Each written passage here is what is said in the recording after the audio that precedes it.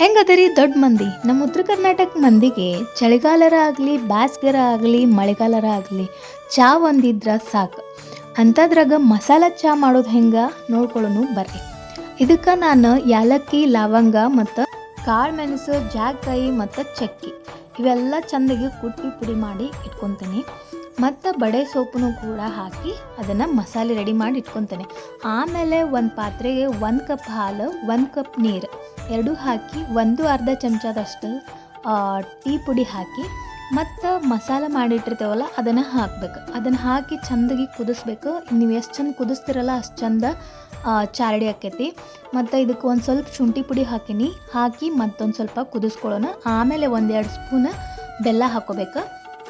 ನಿಮಗೆ ಸಿಹಿ ಎಷ್ಟು ಬೇಕಲ್ಲ ಅಷ್ಟು ಪ್ರಮಾಣದಾಗ ಹಾಕೊಂಡ್ರೆ ಸಾಕು. ಹಾಕಿದ್ರೆ ಮಸ್ತ್ ಚಾಯ್ ರೆಡಿ ಆಕೈತಿ. ಮಾಡಿ ನೋಡ್ರಿ, ಹಂಗೆ ಫಾಲೋ ಮಾಡಿರಿ.